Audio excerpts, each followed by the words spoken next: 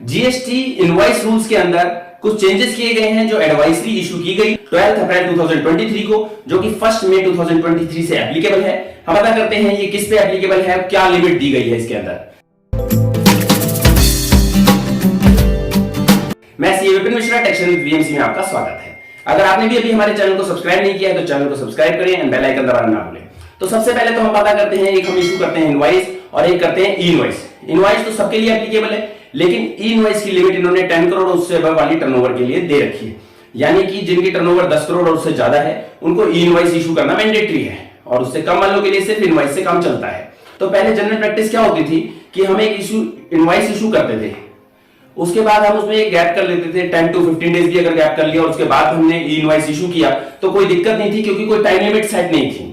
अभी गवर्नमेंट ने एडवाइजरी जो इशू करी उसके अंदर इसकी टाइम लिमिट को सेट कर दिया है, यानी जो गैप हम करते थे उसकी टाइम लिमिट को सेट करा गया है, जो कि 7 डेज कर दिया गया है एडवाइजरी के थ्रू।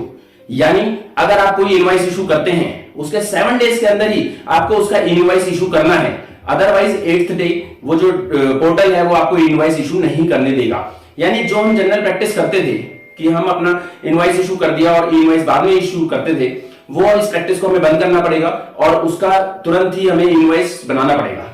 तो यानी कि आप ये समझिए, लेकिन अभी एडवाइजरी के थ्रू गवर्नमेंट ने एक रिलैक्सेशन दी, वो ये दी कि ये एप्लीकेबिलिटी सिर्फ 100 करोड़ और उससे ऊपर वाली टर्नओवर वालों के लिए है।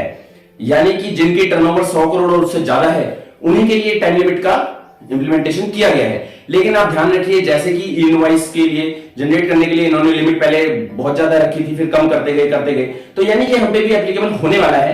तो हम अभी से ही उस प्रैक्टिस को ना करें और जो टाइम गैप है उसको कम से कम रखने की कोशिश करें। 7 डेज की लिमिट इन्होंने 100 करोड़ से ऊपर वालों के लिए दी है, लेकिन ऐसा कुछ टाइम गैप करते हैं तो आप ध्यान रखें और अपनी टाइम लिमिट को कम कर लें और तुरंत ही जैसे ही इनवॉइस इशू करें उसके 1 और 2 डेज के अंदर अपना इनवॉइस इशू कर लें।